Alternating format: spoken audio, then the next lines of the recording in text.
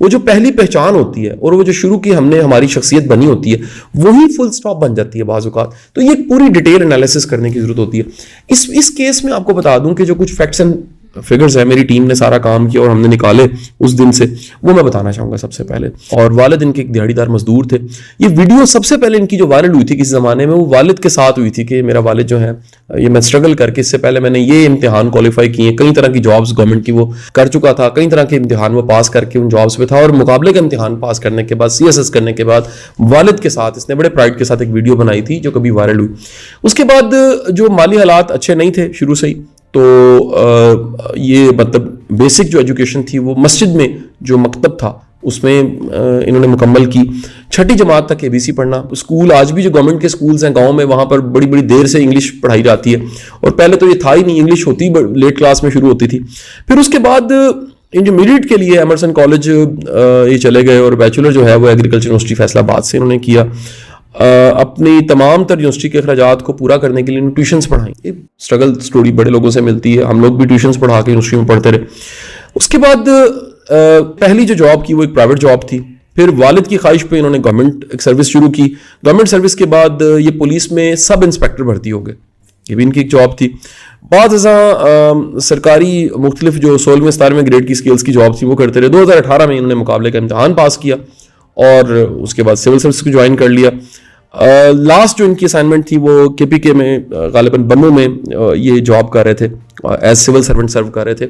और इनकी वो जो सोशल मीडिया की पोस्टें वो कई जगह शेयर हुई कि ये कह रहे थे कि मैं मतलब नहीं करना चाहता जॉब, और मैं बड़ा स्ट्रेस में हूँ, और मैं बड़ी प्रॉब्लम में हूँ, और ये सब एक फेक दुनिया। ये इससे सिमिलर सिचुएशंस पहले भी अगर हम इस टॉपिक को डिस्कस कर चुके हैं तो आपको याद होगा कि ये सारे इशारे निशानियाँ आने लग पड़ती हैं। मैं क्योंकि मुल्क से बाहर था, और मैंने जो पॉडकास्ट किया था खुदकुशी के हवाले से, उसको मेरी टीम ने फिर अमेंड करके अपलोड कर दिया ताकि उसके जो 10 पॉइंट्स हैं वो सब के सब सुन लें। और इसमें भी लिंक दिया हुआ है, इस वक्त डिस्क्रिप्शन में वो दिखाया भी जा रहा है, उसको ज़रूर सुनिए आप।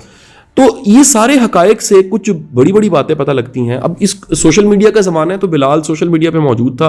वो भी बता चलूँ कि फेसबुक पे लर्न 150K फॉलोअर्स थे उनके, और इंस्टाग्राम पे 42,000 फॉलोअर्स थे, और इसके साथ कह लीजिए कि बाकी भी वो सब प्लेटफॉर्म से मौजूद था। CSS की तैयारी भी वो करवाते थे। 27 नवंबर तक वो सर्व कर रहे थे as CEO cantonment executive officer के तौर पे, और हार्ट अटैक हुआ, ये भी रिपोर्ट हो रहा है, ये सुसाइड हुई, लेकिन ये डिप्रेशन जो था ये कंफर्म था। आपको ये भी बताता चलूँ कि कुछ हकायक हैं, हर साल 17 जो हैं % सिविल सर्वेंट हर साल रिजाइन कर देते हैं, जॉब करने से इनकार करते हैं। इंतहाई स्ट्रेसफुल जॉब है, दिखने में कुछ और है, असल में इंतहाई स्ट्रेस है। तो ये सारे हकायक हमारे सामने आए। अब बरीरा ये एक बात तो सब सुनने वालों को, समझने वालों को, गौर करने वालों को समझ लेनी चाहिए कि खुद को ख़त्म करना, खुदकुशी, डिप्रेशन, इसका कोई ताल्लुक आपकी एजुकेशन के साथ नहीं है, स्टेटस के साथ नहीं है, पोजीशन के साथ नहीं है, डिग्रीज के साथ नहीं है। आपकी आला से आला डिग्री आपने दुनिया की इस यूनिवर्सिटी से ली है, तब भी आपको डिप्रेशन हो सकता है। इससे पहले आपको याद होगा, आज से 5 साल पहले डिप्टी कमिश्नर गुजरांवाला का वाकया, उन्होंने सुसाइड अटेम्प्ट की थी। उस सुसाइड से चंद दिन पहले मेरी उनकी मुलाकात हुई, चंद दिन पहले। सुहेल टिपू नाम था उनका। अब वो सिविल सर्वेंट थे, DMG ऑफिसर थे, अच्छी जगह सर्व करते रहे। एक डिग्री उनकी ऑस्ट्रेलिया से थी। नेकोकारा साहब पुलिस ऑफिसर थे, उनकी सुसाइड थी। आप अगर उस केस को भी जाके पढ़ें तो आपको बड़ा कुछ पता लगता है। अब होता क्या, हमारे यहाँ इन सारे केसेस को कहीं ना कहीं छुपा दिया जाता है, डंप कर दिया जाता है। मुझे याद है कि 46 कॉमन मुझे पढ़ाने का इत्तेफाक हुआ सिविल सर्विस अकेडमी में, तो मैंने वहाँ पर ये आइडिया रिकमेंड किया। कहीं उधर जो हमारे सीनियर्स थे, ऑफिसर्स जो उस इदारे में सर्व कर रहे थे, कि खुदा के लिए ये जितने सिविल सर्वेंट्स की खुद को ख़त्म करने के केस हैं, इनको एज केस स्टडी पढ़ाया जाए, ताकि नए ऑफिसर्स के लिए लर्निंग हो। और इसमें बड़े सबक हैं। किसी का वर्क लाइफ बैलेंस खराब मिलेगा आपको, किसी का अज़दवाजी रिश्ता खराब मिलेगा, किसी का भी रिलेशन बन नहीं पाया, वो किसी कह लीजिए कि एक माइल्ड डिप्रेशन को फेस कर रहा है, कि कोई अपने बॉस से जो प्रेशर मिल रहा है उसको मैनेज नहीं कर पा रहा, किसी का आपको चैलेंज मिलेगा कि उसका लाइफस्टाइल हेल्दी नहीं है, किसी को कोई इल्लत मिली होगी, किसी का कह लीजिए कि एक अपने घर वालों के साथ रिश्ता अच्छा नहीं होगा। तो ये इस तरह के सारे प्रॉब्लम्स हैं जिनको मेरा ख्याल है कि हमें एज केस स्टडी पढ़ना चाहिए, पढ़ाना चाहिए, क्योंकि ये देखिए माशरे को आगे लेकर जाने वाले, डिलीवर करने वाले ऑफिसर्स होते हैं। लाखों में कोई एक बच्चा जो है वो CSS करके क्वालिफाई करके सीट पे पहुंचता है। तो इस केस में भी बहुत सी लर्निंग है। अगर सीखा जाए, समझा जाए, तो बहुत कुछ इससे सीखा जा सकता है। अच्छा, एक मेरे जहन में ये सवाल भी आता है। मैं सोचती हूँ कि एक बच्चा जो कि इतनी लंबी स्ट्रगल के बाद CSS करना कोई ऑब्वियसली आसान काम नहीं है, इतनी पढ़ाई, इतनी मोटिवेशन लेवल होता है, और मेरा ख्याल है जिस इंसान के अंदर इस लेवल का मोटिवेशन या एम्बिशियस जो इंसान होता है उसमें डिप्रेशन के काफी कम चांसेस होते हैं। ये भी तो एलिमेंट है कि आप पे एम्बिशन है। लेकिन ऐसा भी तो कासिम साहब हो सकता है ना कि सडनली ये जो CSP ऑफिसर्स के इतने हमारे पास केसेस इस तरह के खुद को खत्म करने के आए हैं कि कुछ जिंदगी में अचानक से हालात, जॉब इन्वायरमेंट में ऐसे अचानक से पैदा हुए, यानी कि परमानेंटली उसकी लाइफ ऐसी ना हो, सडनली कुछ ऐसा हुआ हो जिसको उसने बहुत ज्यादा अपने ऊपर तारी कर लिया हो। अब ऐसी सिचुएशन में जब जिंदगी मुश्किलात तो डेफिनेटली हर शख्स को आती, किसी की भी जिंदगी स्मूथ नहीं है, लेकिन एक जो शख्स अपने बैलेंस ऑफ इमोशंस जिसके अंदर है वो तो अपने उस मुश्किल टाइम को जो है वो अच्छे तरीके से गुजार लेता है। या either you can go to a counsellor, you can go to a psychologist, you can discuss, you can get some suggestions, ideas regarding that. लेकिन जब इंसान ने आपको अकेला कर लेता है और वो उसके अंदर ही अंदर घुलता रहता है, खुद ही सोचता रहता है, कभी एक डिसीजन कभी दूसरा डिसीजन, और आपको लग रहा होता है कि nobody is there to help me out, मेरे ख्याल है ये सबसे ज्यादा खतरनाक सिचुएशन है। शायद उनके साथ ऐसा ही हुआ क्योंकि he was a brilliant person. अच्छा, ये देखें कि जो डिप्रेशन है ना, ज़हीन लोगों को ज्यादा उसका सामना, एक बात वाज़ेह कर दूं। दूसरी बात यह है कि जो इंसान है, इंसान को समझने के लिए बेसिक एक थ्योरी समझ लीजिए। इस पे वैसे हम बाकायदा इंटीमेसीज पे पूरा एक लेक्चर कर रहे हैं, लेकिन एक बेसिक थ्योरी समझ लीजिए। हमारी जो बीइंग है, सेल्फ है, वो 4 हिस्सों में तकसीम। हमारी एक जो बीइंग है वो बॉडी है, यानी हमारी मटेरियल साइड है, जो जिस्म है, जो दिख रहा है, हमें दिख रहा है, हम उसे महसूस कर सकते हैं। ये बीमार भी होता है, इसको थकावट भी होती है, इसको नींद भी चाहिए, इसको अच्छी खुराक चाहिए, इसके लिए एक्सरसाइज करनी चाहिए, इसको एक जो वेलनेस है, बॉडी वेलनेस है, उसका एक पूरा कॉन्सेप्ट है। हमारी जो दूसरी ज़ात है वो हमारा माइंड है, ये हमारा एक इंटेलेक्ट है, ये हमारे इंटेलेक्ट सेल्फ है, आप कह लें। ये माइंड की एक ज़ात है पूरी, हमारे अंदर माइंड की एक पूरी दुनिया है।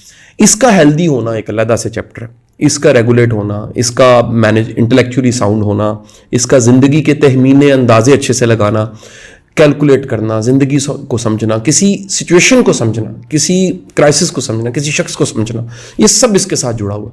तीसरी जो सेल्फ है वो इमोशनल सेल्फ है। अच्छा, यहां आके ना मसले शुरू हो जाते हैं सेकंड और थर्ड में ज्यादा होते हैं लोगों के, वहां से सेकंड भी खराब हो जाता है। ये जो इमोशनल सेल्फ है, इसको लास्ट टाइम हमने इमोशनल रेगुलेशन का, रेगुलेटरी बॉडी का नाम दिया था। इमोशंस को समझना बड़ा मुश्किल होता है। इमोशंस की कई टाइप्स हैं। अच्छा, इमोशंस, फर्ज करें कि मेरे अंदर कोई इमोशनल स्टेट है, मैं उसको खुद ही ट्रांसलेट नहीं कर पा रहा। समटाइम हमें अपनी इमोशनल स्टेट को समझने के लिए कोई और चाहिए होता है। जैसे अपने आप को देखने के लिए आईना चाहिए, जैसे अपना बुखार चेक करने के लिए आपको अपना बुखार हिद्दत नहीं फील हो रही थी, थर्मामीटर बताता है, या कोई आपके माथे पे हाथ रख के बताता है कि आपको बुखार है। इसी तरह आपकी इमोशंस कई लोगों को समझ ही नहीं आ रही होती कि वो जेलसी होती है उनकी, वो ऐसे ऐसे खूबसूरत नाम लेती है, उस शक्लें बना लेती जेलसी, क्योंकि इंसान ना अपने आप को अपनी नजरों में कभी नहीं गिराना चाहता। अपना जो फ्रेम है ना अपनी जात में, वो बड़ा अच्छा सा चौकटा बन के उसके अंदर हमने अपने आप को फ्रेम किया होता है कि मैं तो परफेक्ट हूं और मेरे साथ तो कोई मसला नहीं है। हमारे इमोशंस में नफरत हमें समझ नहीं आ रही होती, हमारे इमोशंस में हमें समटाइम लव नहीं समझ आ रहा होता। लव के ऐसे ऐसे एक्सप्रेशंस होते हैं, अंदाजा ही नहीं होता। बास बड़े बड़े काबिल ईमानदार ऑफिसर हैं, उनकी घरवाली को अंदाजा ही नहीं होता ये कितनी मेहनत कर रहा है, ये कितनी स्ट्रगल कर रहा है। एक असिस्टेंट कमिश्नर को क्या कुछ फेस करना पड़ता है, एक एसपी को क्या कुछ फेस करना पड़ता है, एक डिप्टी कमिश्नर को क्या कुछ फेस करना पड़ता है, एक डीपीओ को क्या कुछ फेस करना पड़ता है। तो होता क्या है कि वो इस यानी कि घर बैठा हुआ बंदा वो सारे फायदे उठा रहा होता है, वो उस गाड़ी को, उन पैसों को, चीजों को एंजॉय कर रहा होता है, लेकिन उसको ये अंदाजा नहीं हो रहा होता कि जो बाहर जंग के महाज पे खड़ा है उसको क्या कुछ फेस करना पड़ता है। तो फर्स्ट तो उसको भी अकोमोडेट करना चाहिए, उसको भी अपनी उम्मीदों को और चीज़ों को मैनेज करना चाहिए कि ये फर्स्ट लाइनर है, बॉर्डर पे खड़ा है और ये जिंदगी की जंग को लड़ रहा है, इसी को पता है क्या कुछ है। नंबर 2 मैं समझता हूं कि फैमिली को, पेरेंट्स को, खुदा के लिए ये जितने खुद को खत्म करने वाले खुदकुशी के केसेस हैं सिविल सर्वेंट्स के, उसमें कॉमन, ये हम कहीं ना कहीं डायरेक्ट डिस्कस कर चुके हैं, वो 10 साइंस में 5 से ऊपर साइंस थे, उनके रिश्ते अपने घर वालों से भी खराब थे। कंक्लूजन ऑफ प्रोग्राम की तरफ जाते हैं, मेरी तरफ से तो फीडबैक यही है कि इस तरह का वाक़या जब होता है तो बहुत से लोगों के लिए लर्निंग होती है, इसमें से सीखना चाहिए। मेरी दुआ अल्लाह ताला बिलाल को मेरी के रहमत करे, उसके बूढ़े वालिदैन को सब्र दे, उसकी फैमिली को सब्र दे। बड़ी मेहनत करके, स्ट्रगल करके कोई बच्चा ऊपर आता है